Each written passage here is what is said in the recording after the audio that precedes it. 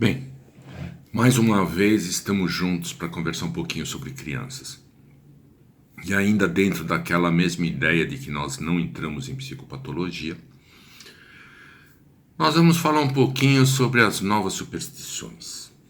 Aquilo que eu chamo de novas superstições. Por que eu chamo isso? Porque o século passado e esse começo de século trazem uma questão bastante interessante. Nietzsche falou que Deus é morto. É verdade. Uma boa parte da nossa inteligência desacredita da ideia de Deus. Em contrapartida, nós colocamos alguns outros elementos no lugar dele. Nós colocamos a ciência e, o que é pior, nós colocamos a mídia, que se vale inclusive da ciência para disseminar uma série de coisas.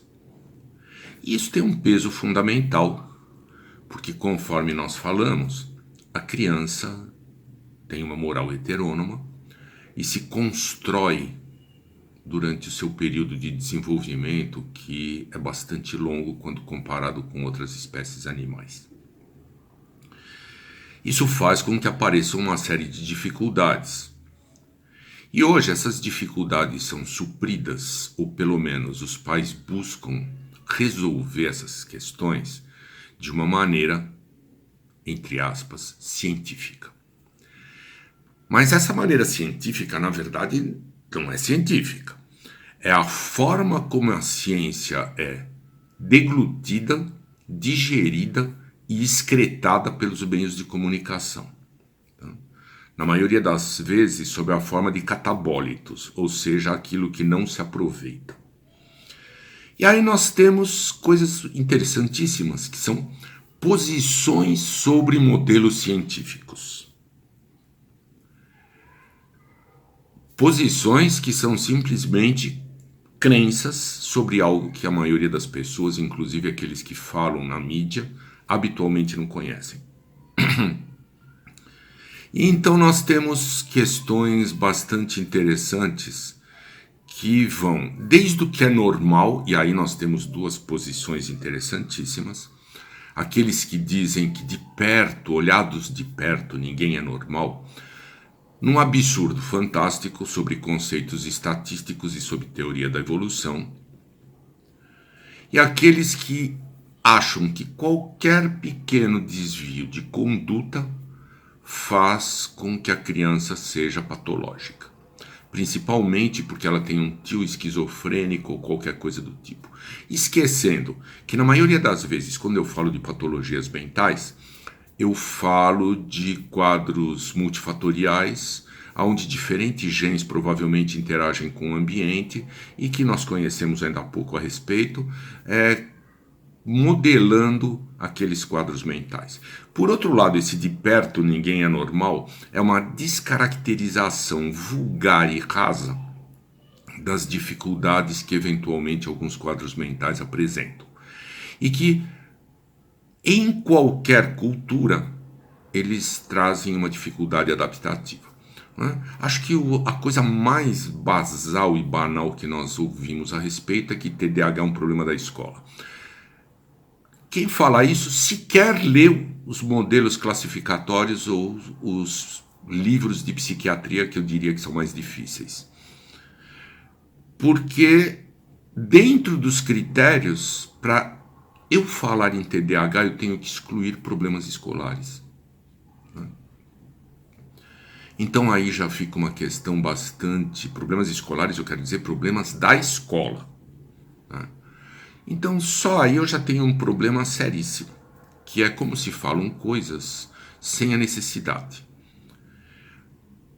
É muito frequente chegar para consulta comigo crianças pequenas, 2 anos, com suspeita de autismo, porque elas têm estereotipias, porque as pessoas esqueceram ou nunca viram que crianças pequenas fazem movimentos de tipo estereotipado quando elas estão excitadas e que isso é normal.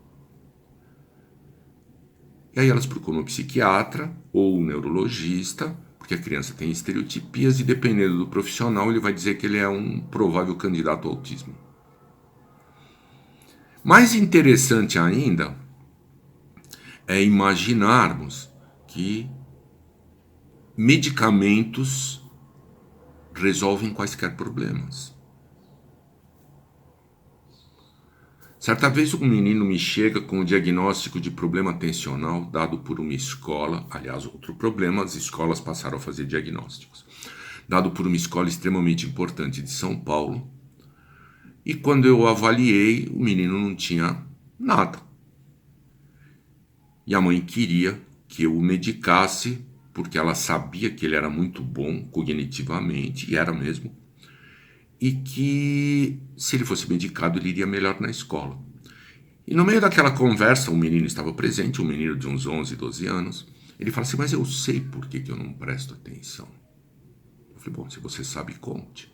Ele falou assim, porque para eu melhorar isso, eu precisava só brincar um pouquinho.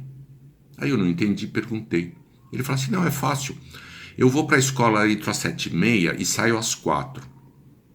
Aí 2 vezes por semana eu treino tênis, 2 vezes eu tenho escola de futebol, 2 vezes eu tenho fono, 3 vezes eu vou para aula de inglês e na sexta-feira, como é meu dia livre, eu vou para uma escola de criatividade científica.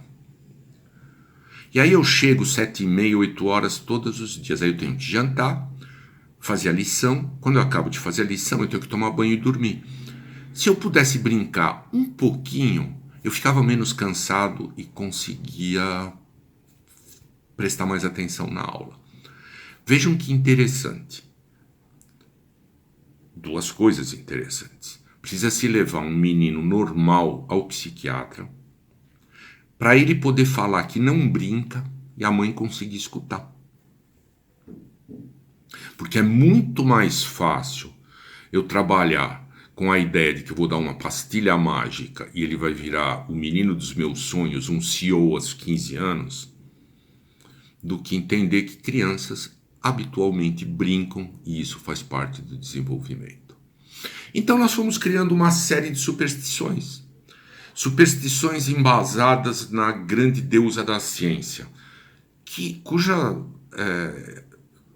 personalidade não merece críticas. Porque, ao contrário, a ciência é uma forma de se tentar conhecer a partir de métodos, mas que é usada de uma maneira exotérica, né, banal, comercial, para validar qualquer coisa. E isso é a superstição que alimenta uma boa parte dos pais, e por que não dizer dos profissionais também, de maneira supersticiosa e acrítica no trato e na criação das crianças. Acho que é um bom tema para reflexão. Quando vocês falam, aplicam alguma coisa, alguma teoria ou alguma bobagem que vocês viram pela televisão ou pela internet, vocês foram se informar antes, vocês tiveram uma reflexão crítica, perguntaram para alguém que conhece, ou simplesmente aquilo que foi dito no programa matutino da Globo ou de qualquer outro canal tem o peso da ciência. Pensem, acho que vale a pena.